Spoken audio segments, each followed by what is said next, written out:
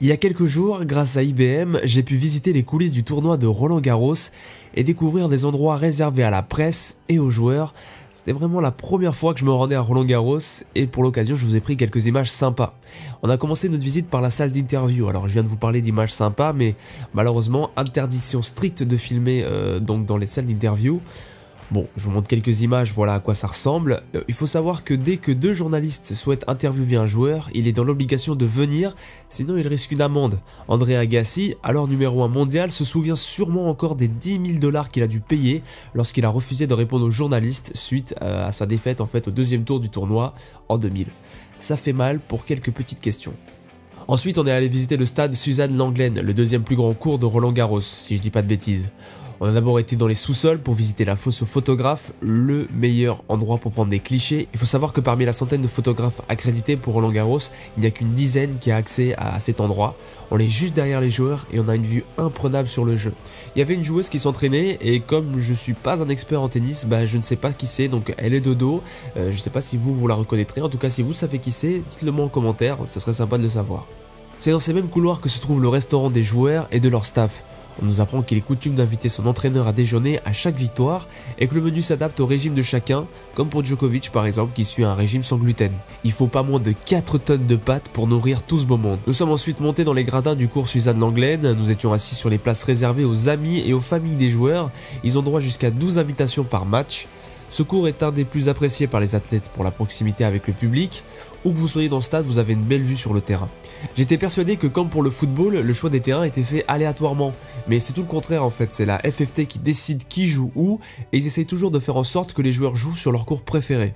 Après nous avons fait un tour sur la place des Mousquetaires qui tient son nom des 4 grands tennisman, j'espère ne pas écorcher leur nom, Jean Borotra, Jacques Brugnon, Henri Cochet et René Lacoste, qui ont remporté 6 fois la Coupe Davis, et si cette place porte leur nom c'est pour une raison bien particulière, comme nous l'explique la guide. On voit le stade de Roland-Garros, puisqu'en 1927 ils ont gagné la Coupe Davis contre l'équipe américaine qui était redoutée imbattable. Et donc à ce moment-là, lorsque vous gagnez la Coupe Davis, l'année suivante vous deviez l'organiser sur votre sol.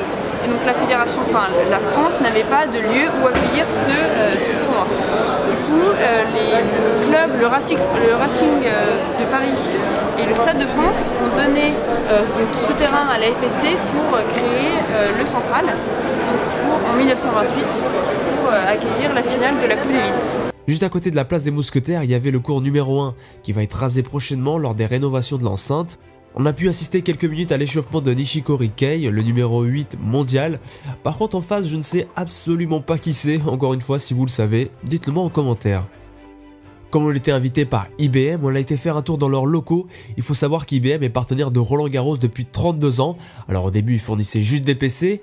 Aujourd'hui, ils gèrent énormément de choses, notamment le site web de Roland-Garros. En tout cas, si vous voulez en savoir plus, n'hésitez pas à lire l'article que j'ai rédigé en description. Je vous explique tout ce que fait IBM à Roland-Garros.